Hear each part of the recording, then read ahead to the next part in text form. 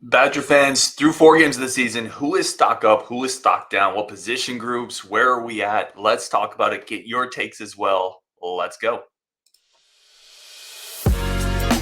You are Locked On Badgers, your daily podcast on the Wisconsin Badgers. Part of the Locked On Podcast Network, your team every day. What is going on, Badger fans? Welcome to Locked On Badgers, your team every single day. Really do appreciate everybody tuning in.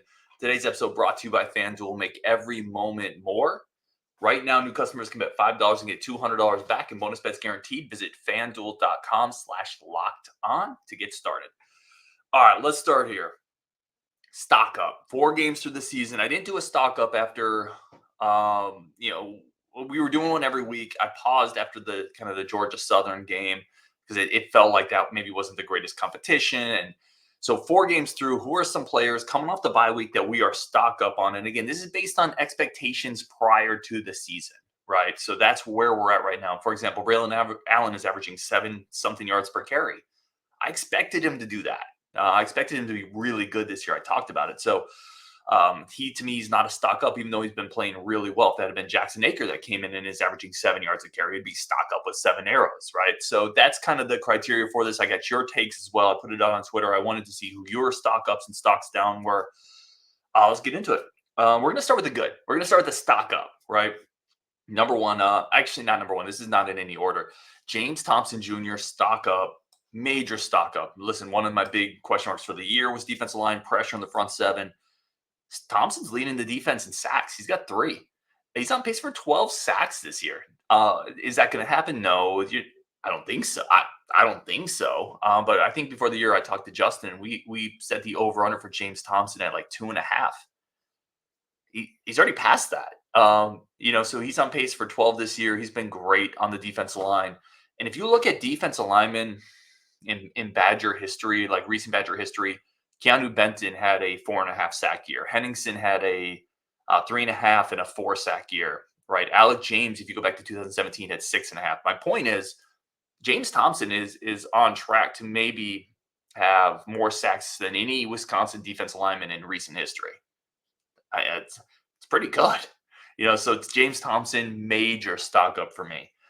Ricardo Holman, stock up. Not only has he really solidified his spot on the field, his cornerback spot, but he's cornerback 1 for Wisconsin right now. Nobody would have expected that. Like Alexander Smith was the talk of the secondary since pretty much the moment he came back last year against Purdue from that injury. He was cornerback 1. Ricardo Holman's quarterback 1 now. He's got 3 picks, which ties for the lead in the Big Ten, right? He's cornerback 1. And what an interesting journey for him too. Former 3-star recruit, played under Chris, started 8 games last year, but really wasn't talked about a lot. But there was something here that maybe we missed, right? Because the purge happened this offseason. It was the great defensive back purge. And you saw Al Ashford and Smart Melvin and Amon Williams and Avion Jones. You saw all these players from previous regimes leave, but not Ricardo Holman. And I think the coaches, I'm sure, had something to say to all these players in terms of where they thought they fit. I think the coaches probably came in and saw something in Holman that they really liked, which is why he was not a victim in the purge, the great cornerback purge. And he's been great. Like he has absolutely exceeded expectations. So Ricardo Holman, stock up. Let's go.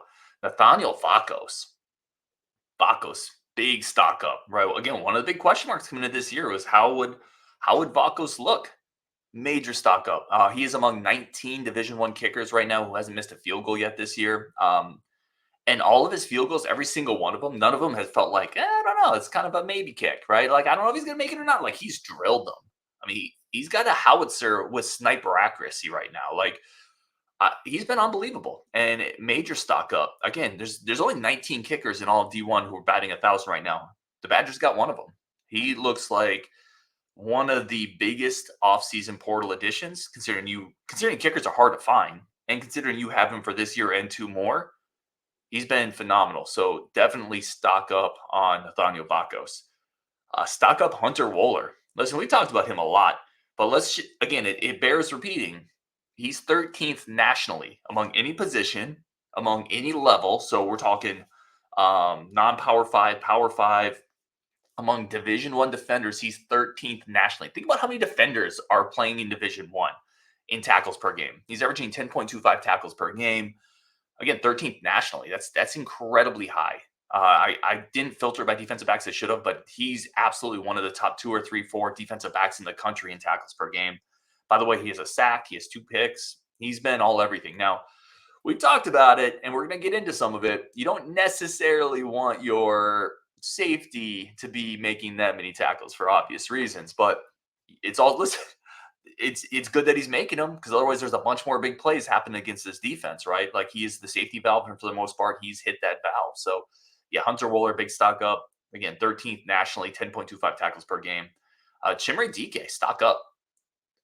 This is a player. Listen, I had pretty high expectations for Dike, but if you had told me he was going to average through 4 games almost 21 yards per catch, wasn't buying that. I wasn't predicting that.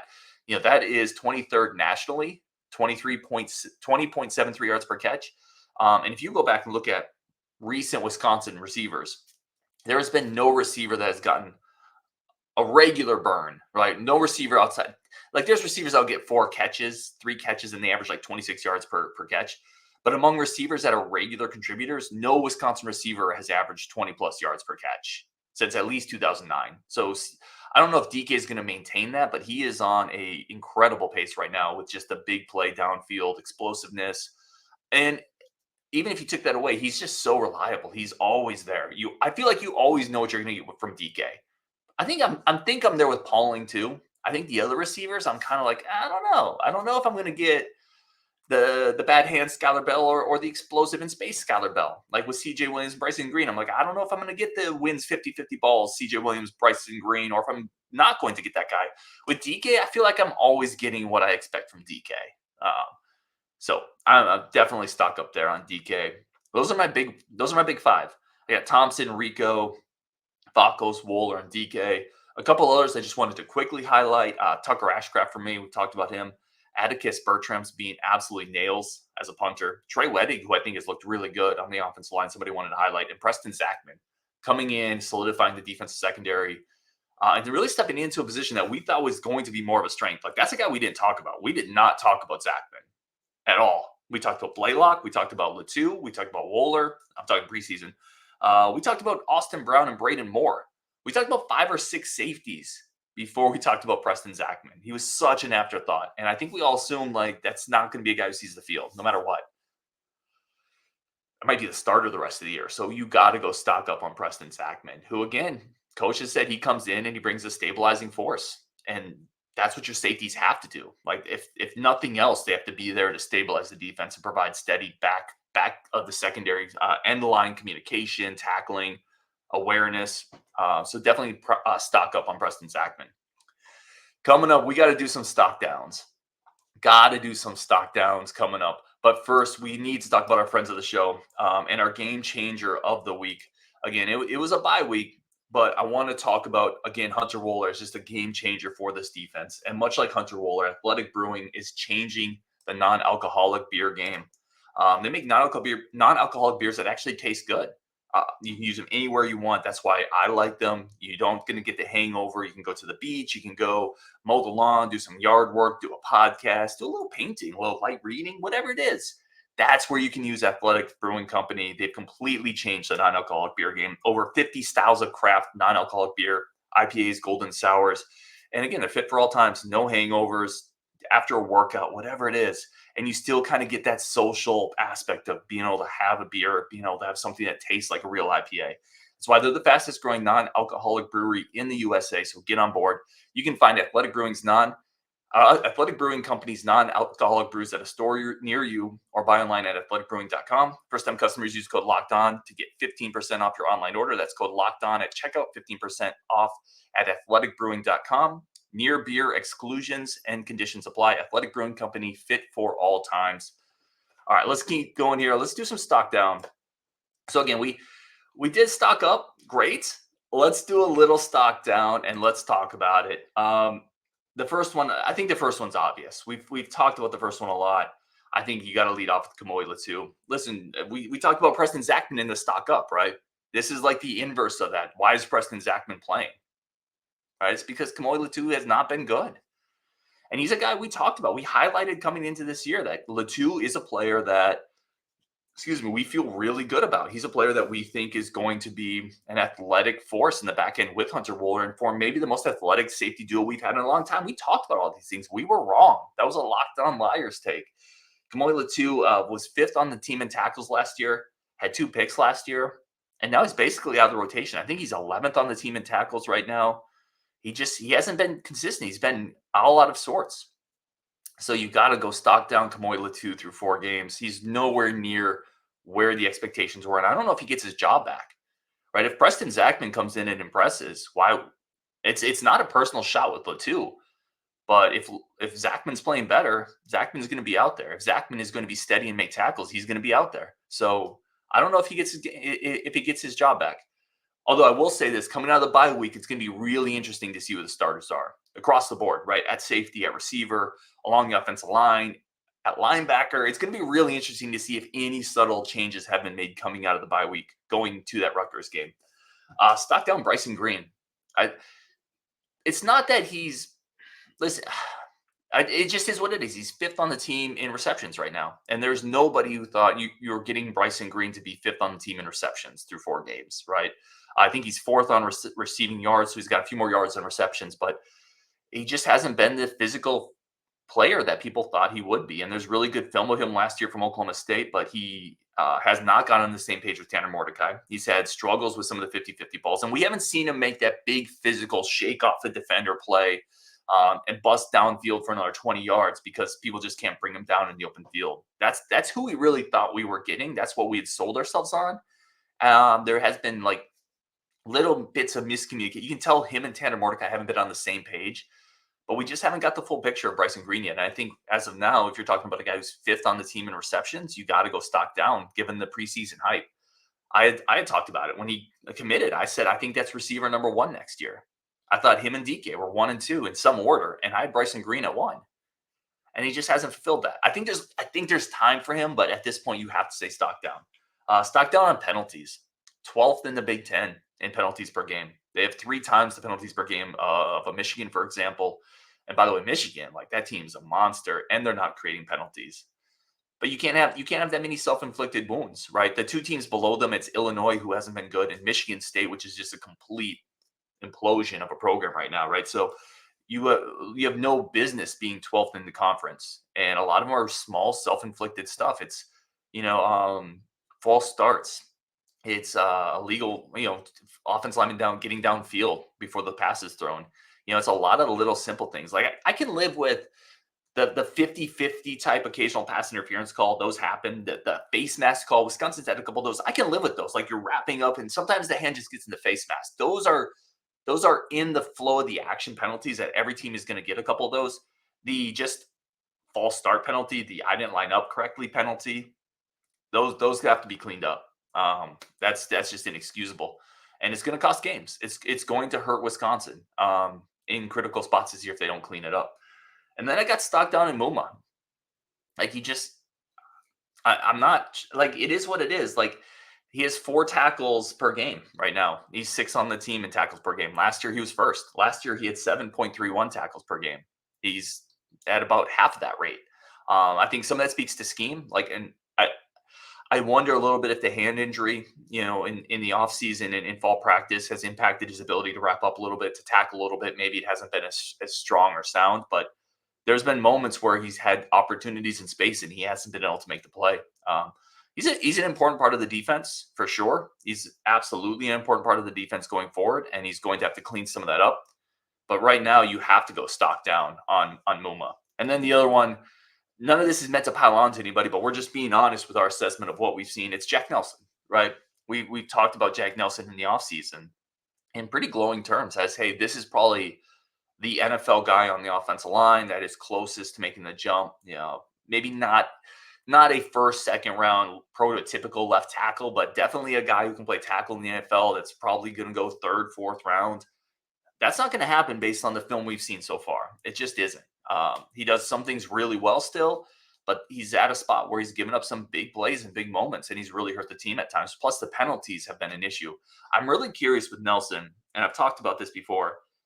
if this is a guy who's going to benefit from the bye week, maybe as much as anybody, right? Maybe as much as absolutely anybody. Just to kind of take a breath, chill, go play some Tetris, clear the mind, come back with a full clean slate, and maybe attack the second half of the season almost like a new season.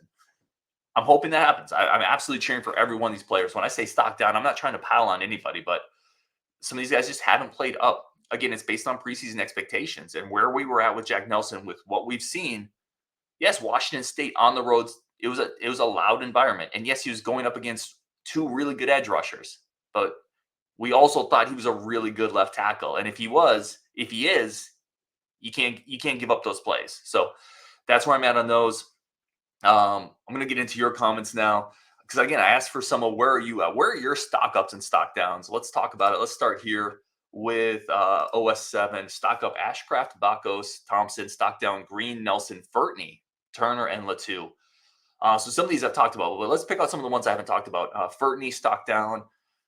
Yeah, I think he's just been who he is. I don't know. I'd have to go back and look specifically at Furtney. I trust you on this one if you're watching and seeing it. But I don't think I had huge expectations for Michael Furtney. I thought veteran guy, versatile. He's going to make the plays that are there. But I don't see him as a road grading guard. I see him as a nice depth piece, a nice piece to have in your top seven. In terms of Turner, yeah, I would agree. Turner just has struggles with run fits. Like we talked about it after the Washington State game. He just kind of gets stuck in cement trying to process, I think. Now he's really athletic and he's had some good moments blitzing. Like he really can time up blitzes really well. And I think that's an element of Turner's game that's important for this defense. He can be disruptive. But in the run game, I don't think he's been very good. And he's another guy who struggled making tackles. So thank you, OS7. Adam Key has stock up CJ Williams coming off that big game. Yeah, I could see that. That's a good one. Stock down Muma, stock up special teams, stock down inside linebackers. Let's take those last two because I talked about Vakos, but the entirety of special teams, I agree with you, Adam. The entirety of special teams is stock up, right? Atticus Bertrams has been good. Chim has been really good as a returner. Absolutely, stock up on special teams. And stock down on inside linebacker. I agree as well. We talked about that as we have three great starters. And if we're talking right now about, Muma's a little stock down, Turner's a little stock down. Like, again, this could be a good moment out of the bye week where they regain some of that mojo, but I think they're struggling a little with the scheme. I think there's something there that they're not fully comfortable with, and we've played some teams that spread them out, right? That's the other part of this. Muma is better in the box. He's not going to be quite as good against the Purdue, against a Wazoo, who's going to put him in space against athletic quarterbacks. So, yeah, I agree with that, Adam. I appreciate it. All right, coming up, we got the rest of your comments. Plus, some interesting stock up and stock downs from a few people that I want to get into. So that's coming up next on Locked On Badgers. But first, a quick break for our friends of the show over at FanDuel. And a quick second to say thank you to everybody who's tuning in. FanDuel is the official sports betting partner of the NFL. If you're with me, you just watched the Niners go 4-0. Again, it's not too late. Super Bowl future. Let's go. Get on that Brock Purdy money. That's where I'm at. And if you sign up right now, new customers bet $5, get $200 in bonus bets guaranteed. Plus, you get a great deal on NFL Sunday Ticket from YouTube and YouTube TV with $100 off. Basketball's about to start. Again, Phoenix Suns, Milwaukee Bucks. If you're on that Bucks futures, great time to do it. Getting game time. FanDuel is the place to do all of that. FanDuel.com/lockedon. Kick off the NFL season with an offer you don't want to miss. FanDuel is the official sports betting partner of the NFL. Let's keep going through your comments here. As always, I really like getting your thoughts into the show. I think it makes it better. Let's go here. Stock up, special teams. That's from Kevin Klein. I agree. And this was one this could have gone either way. Like when you're replacing your kicker, your punter, you have I thought this could have been a disaster on the special team side. I really did. And they've been cement solid. So I'm all about it. Thank you, Kevin. Mike Husby, stock up James Thompson Jr. Yes, sir. Nathaniel Vakos. Yes, sir. Tanner Mordecai. I want to pause there. So Mike has Tanner Mordecai stock up. I just couldn't do it with 2 touchdowns and 3 interceptions, right? Like, again, but you got to factor in the rushing touchdowns, the moxie. I think the leadership is there. I like a lot of what Tanner Mordecai has done this year.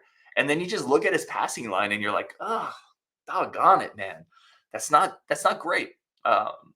Now, you could say that 2 of those came in the first game, so he's taking care of the ball pretty well since that point. But I think I was stock neutral on Tanner Mordecai. I think I need to see better production in the passing game, more decisiveness in the passing game to get Mordecai stock up. But Mike, as always, man, thank you for jumping in. Big fan says up on Jordan Turner. That's interesting. I would disagree a little bit on Jordan Turner. Oh, no, James Thompson Jr. I'm sorry. You're right. Dike, Holman, Ashcraft, Bertram's basically my entire list. I love you, man. You and I are on the same wavelength here. Stock down on Muma, Rodas, Nelson, Smith. Yeah, I didn't mention Alexander Smith. Stock down on Alexander Smith. That's a good call. Also, stock down on the Big Ten West. That's a great call. Yeah.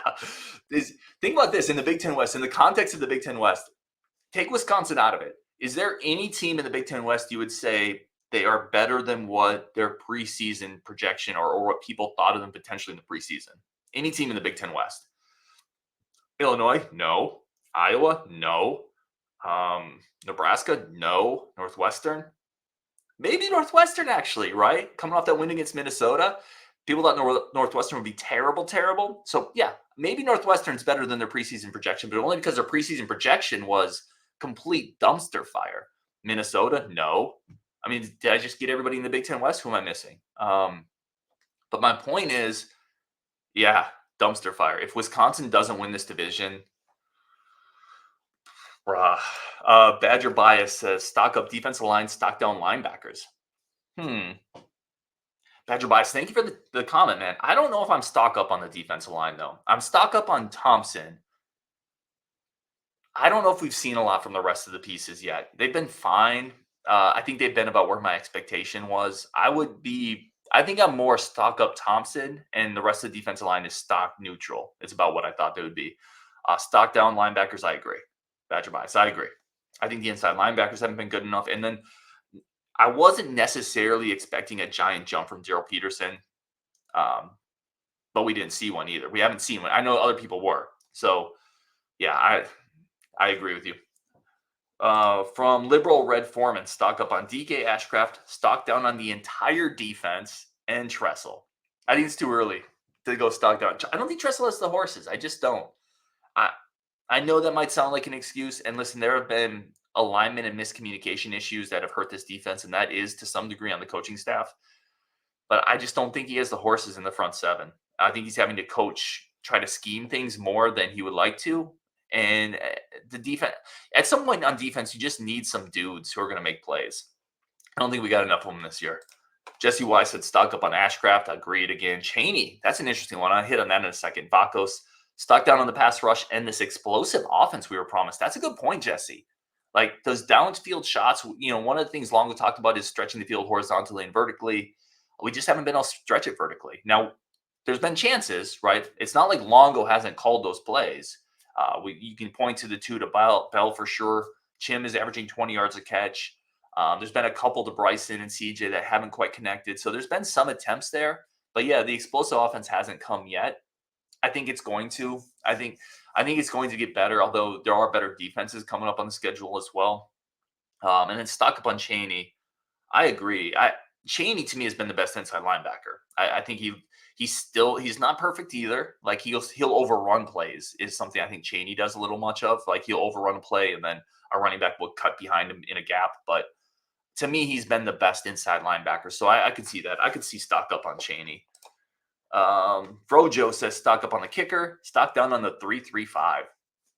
It hasn't been clean. Jared Kennedy says stock down Jack Nelson. Should have left for the draft. Dude cost himself a lot of money because he is not good at all. Not sure what happened, but he does not look good at all. Jared Kennedy had a couple comments. Thank you for that, Jared. He hasn't been what I thought he would be. Now, I think he suffers from the same thing you can suffer from at cornerback, at quarterback. It's left tackle's a high visibility spot. So when you miss a play, everybody sees it. It's replayed a billion times. And it leaves maybe a disproportionately bad taste in your mouth.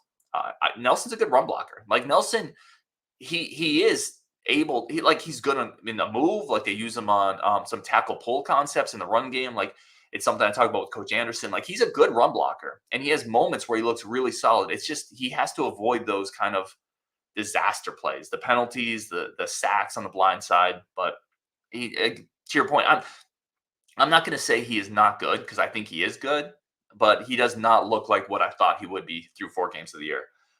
This is another one from Jared Kennedy says stock up James Thompson, Cheney, both have been very good. Thompson has taken a major step forward. He's getting good pressure, holding up great against the run. Agreed, 100%. Thompson has been like he's been a revelation to me. I did not really think we would have a disruptive guy on that defensive line in general. I think Thompson is really morphed into that. And yeah, couldn't agree more. JK also says, stock up on the tight end room. All played better than expected. Shown tremendous upside. Definitely not expected. Rucci seems like a better receiver than advertised. Yeah, we talked about Ashcraft, but Rucci's been great this year. We've talked about the blocking. He's elite in space as a tight end blocking. He is great in space, but he's got good hands. He just doesn't have he's not an elite athlete, right? But he has good hands. And when he's open, he's able to wall off a defender, catch the ball. And then he's physical enough that you have to put effort into tackling him, right? Now, he's not going to be a big yak guy, but if you don't wrap your arms and put some weight into him, he's going to get in there 4 or 5 yards and just rumble a little bit. And that's a good thing to have as a tight end. A good receiver with good hands, enough speed, and a really good blocker. That's a good Big Ten tight end. It's not an NFL guy probably, but it's a good Big Ten tight end. So I agree. JK, thank you for the comments. All right, with that, we're going to wrap it up. Really do appreciate everybody tuning in. You guys are the best. Bunch of content coming up this week. A couple interviews you're really going to want to stick around for. So on Wisconsin, we'll talk to you later. Let's go.